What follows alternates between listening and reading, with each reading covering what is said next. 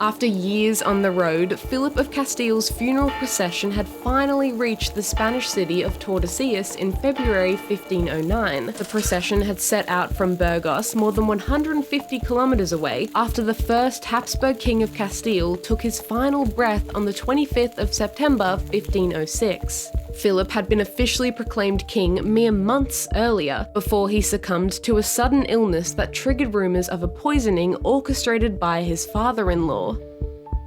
On his deathbed, he asked his wife to grant him one final wish. Over their 10-year marriage, Joanna of Castile had already given her husband 5 children and the unexpected but priceless promise of the Spanish throne. Just before his death, Philip insisted that he be buried in Granada. Granada was the last Muslim kingdom on the Iberian Peninsula to be conquered during the reign of Joanna's parents, Isabella and Ferdinand, the famed Catholic monarchs who initiated the unification of Spain. Granada was also where Isabella herself had been buried 2 years earlier. If Philip couldn't live as a king, he would at least die as one.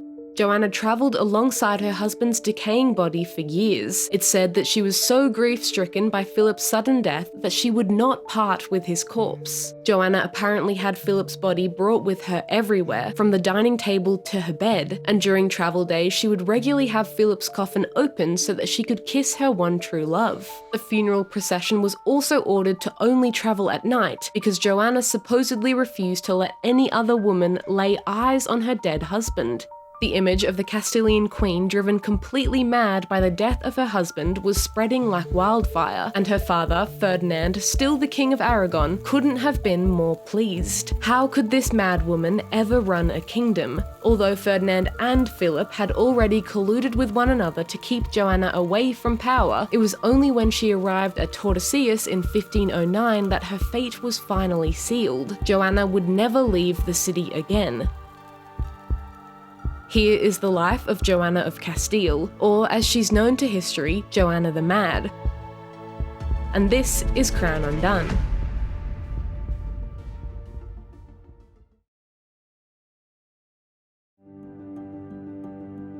As the third surviving child of the Catholic monarchs Isabella and Ferdinand, it could never have been expected that Joanna, born on the 6th of November 1479, would one day become queen, let alone the first to rule, at least nominally, a unified Spain. In fact, the understanding of Spain as a unified entity didn't even exist when Joanna was born. At the time that Isabella and Ferdinand ascended their respective thrones, the Iberian Peninsula comprised the independent kingdoms of Castile, Aragon, Navarre, Portugal, and Granada. By the end of Ferdinand's reign in 1516, however, all of the kingdoms except for Portugal, which would briefly become a part of Spain in 1580, were united under one crown. Castile and Aragon had been dynastically unified through Isabella and Ferdinand's marriage in 1469, Islamic Granada was captured in 1492, and Spanish Navarre was annexed in 1512. Even so, the understanding of Spain as an independent nation-state wouldn't emerge until the early 19th century, with the conclusion of the Peninsular War. Although the Christian takeover of Muslim Spain seemed to have been completed with the capture of Granada, to Isabella and Ferdinand, military conquest wasn't enough. In March 1492, Isabella and Ferdinand issued the Alhambra Decree, which forced Spanish Jews to renounce their faith and convert to Catholicism or leave the country. The Alhambra Decree was also proclaimed against the backdrop of the Spanish Inquisition. The Inquisition was a religious court established in 1478 by Isabella and Ferdinand and authorized by the Pope to impose Catholic hegemony across the Spanish kingdoms. Those suspected of heresy, especially Jews and Muslims who had previously converted to Catholicism, were tried by church tribunals before they could then be tortured and executed. Amid this violent pursuit of racial and religious hegemony, Spain was entering what would be remembered as its golden age. Isabella and Ferdinand made sure that their children were well educated. While their only son John was set to inherit their kingdoms, their daughters Isabella, Joanna, Maria, and Catherine were trained for marriage. The Spanish princesses were taught French, Latin, and the major languages spoken across the Iberian Peninsula. Joanna also studied maths, history, grammar, philosophy, and law, and by all accounts she excelled academically. As part of her specifically royal education, on the other hand, Joanna was was taught court etiquette, dance, horse riding, drawing, music, and needlework. It was the French King Charles VIII's invasion of Italy to claim the throne of Naples in 1494 that provoked the arrangement of a double marriage agreement between the Catholic monarchs and the Holy Roman Emperor Maximilian I. The Spanish and Habsburg alliance was designed to bolster both countries' defences against France and the feared French domination of Italy. The Spanish heir, John, married Maximilian's daughter Margaret in 1496, and Joanna was betrothed to Philip, the only son of Maximilian, and his first wife, Mary of Burgundy. Joanna set out from Spain in late 1496, accompanied by the same fleet that would return to Spain months later, carrying John's bride and Philip's sister, Margaret. Joanna met Philip for the first time in Belgium on the 18th of October, and the two were so enamored by one another that the wedding was brought forward. Joanna's chaplain blessed the union in a private ceremony, and the official wedding took place just 2 days later, on the 20th of October, 1496. Despite the marriage's seemingly auspicious beginning and the 6 children that Joanna would eventually give birth to, their relationship would quickly come undone. Just months into their marriage, Philip had dismissed the vast majority of Joanna's entourage, leaving the Spanish princess in a foreign court in near complete isolation. It's said that Philip was unfaithful and cruel and controlling, and Joanna was violently jealous, hacking off the hair of mistresses, going on hunger strikes, refusing to bathe, and flying into unpredictable rages. But these erratic moods only attracted any real public attention when Philip saw his path to the Spanish throne. In just 3 years, Spain's line of succession had been completely rocked. Isabella and Ferdinand's only son John died in 1497 at just 19, and his wife, Margaret of Austria, gave birth to a stillborn girl just 6 months later. Isabella and Ferdinand's eldest daughter, Isabella, died during childbirth in 1498, and while her son Miguel survived the birth, he died just before his second birthday in 1500.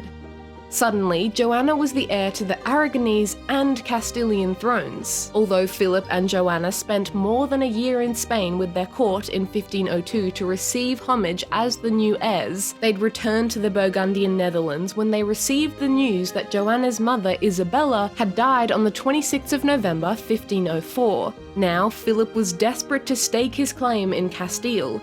Before her death, however, Isabella had been well aware of Philip's dream of a Spain that could be completely absorbed into the Habsburg Empire. Anticipating Philip's power grab, Isabella's will stated that Joanna herself would be the, quote, true queen and natural lady of Castile, with Philip acting as consort. The 1505 Concord of Salamanca agreed that Ferdinand, Philip, and Joanna would govern Castile together, but a clause was soon added that because of Joanna's mental instability, Philip would have to lead in his wife's stead. Earlier that year, Spain's parliament, the Cortes, had been told, likely by Ferdinand, that Joanna was becoming more and more unstable. Soon, the government was told of, quote, infirmities and sufferings which for the sake of Joanna's honour are not expressed.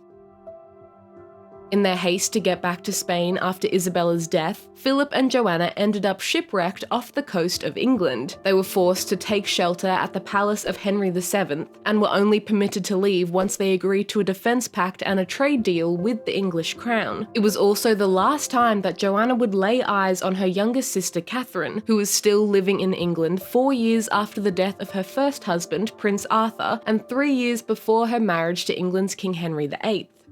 In accordance with Isabella's will, Ferdinand had been acting as regent of Castile while Joanna was away, but Philip feared that his father-in-law would attempt a complete takeover of what he saw as his Castilian lands. Soon though, Ferdinand and Philip conspired to have Joanna officially declared mentally unfit to rule. Eventually, Ferdinand abandoned his claims to Castile and returned to Aragon, leaving Philip, who already had the backing of the nobility, to govern on Joanna's behalf. Ferdinand had married his great-niece, Joanna de Foix, in 1505 and spent the remainder of his life trying to produce an heir to the throne of Aragon. Joanna did give birth to a son named John in March 1509, but the newborn died just hours later. Although the Spanish Parliament did formally swear allegiance to the new King and Queen of Castile, Philip and Joanna, in 1506, their co-rulership wouldn't last long. In September, while visiting Burgos, Philip suddenly fell ill. Doctors were called, but the Castilian king lost consciousness and died at just 28 on the 25th of September 1506. While Philip's death is now generally believed to have been caused by typhoid fever or the plague, rumours abounded that Ferdinand had had him poisoned.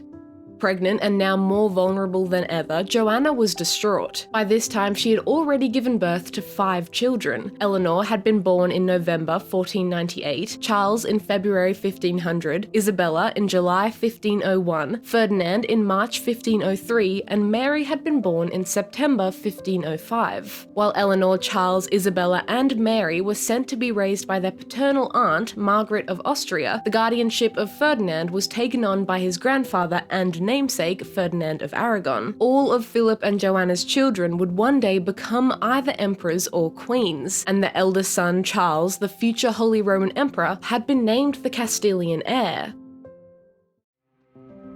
To grant Philip's dying wish and to shore up Charles's claims to the Spanish throne, Joanna began the pilgrimage to Granada to bury Philip among Castilian royalty. A regency council was set up to rule on Joanna's behalf, and without consulting the nominal queen herself, Ferdinand was placed at its head. By Christmas Eve 1506, an ornate coffin was being carried into the village of Torquemada. The heavily pregnant Joanna, wearing a black habit and standing in front of the procession, announced that Torquemada would be the village where she gave birth for the final time. Joanna's 4th child, Catherine, the future Queen of Portugal, was born on the 14th of January 1507. Although rumours spread that the reason Joanna was travelling with her husband's corpse was because she did not believe that Philip was actually dead, Joanna was allowed to raise Catherine almost on her own, which may not have been the case if she had been truly mad. After spending several months recovering in the village, the funeral procession set out to the city of Tordesillas. But as soon as they arrived, Ferdinand, now the administrator of Castile, had Joanna and her infant daughter Catherine imprisoned in the city's royal palace. Ferdinand dismissed Joanna's entire entourage and appointed a guardian who was answerable only to him. Ferdinand died on the 23rd of January 1516, sadly resigned to the fact that he would never halt the Habsburg succession. With the death of her father, Joanna's inheritance now included Castile and Aragon, Spain's territories in the Americas, and the Aragonese kingdoms of Naples, Sicily, and Sardinia. Since she was still confined at Tordesillas though, her son Charles, now Charles I of Spain, became a joint monarch at least in name alongside his imprisoned mother. But even the news of Ferdinand's passing was kept from Joanna, who was told that her father was still alive for years after his death. Whether or not Joanna did in fact struggle with her mental health before her confinement, it's undeniable that the treatment she faced at Tordesillas would have had a detrimental psychological effect. Joanna was kept in near complete isolation. When her children, Charles and Eleanor, visited Joanna in 1517 to secure the authorization that would allow Charles to rule in his mother's stead, it was decided by Charles that her confinement would continue, and he ordered that, quote, "no person shall speak with her majesty, for no good could come from it." Joanna's main guardian during her confinement wrote to Charles, quote, "torture would in many respects be a service and a good thing rendered to her highness. Persons who are in her frame of mind require it." One of Ferdinand's servants, who was sent to keep an eye on Joanna, even claimed that he had only subjected the queen to a type of torture where the shoulders are lifted by rope and weights are attached to the feet because she was refusing to eat and would have starved herself to death if she wasn't tortured. It was a grim existence, and in 1525 Joanna found herself truly alone when her youngest daughter Catherine was taken away to marry John III of Portugal. While Philip's remains were initially kept in the church of Santa Clara, close to the Tordesillas palace, by 1525, Charles had his father's body transferred to Granada in a secret ceremony that was hidden from Joanna. Philip was buried in the Royal Chapel of Granada alongside Isabella and Ferdinand. Joanna remained confined in the royal palace of Tordesillas for the rest of her life. She lived through the coronation of her first son as Holy Roman Emperor, the death of her daughter Isabella, and a failed Castilian rebellion in favour of Joanna herself. Joanna died on the 12th of April 1555 at the age of 75, in the same palace she had spent the last 4 decades. She was buried alongside her parents and her husband in the Royal Chapel of Granada. That was the life of Joanna of Castile, and this was Crown Undone.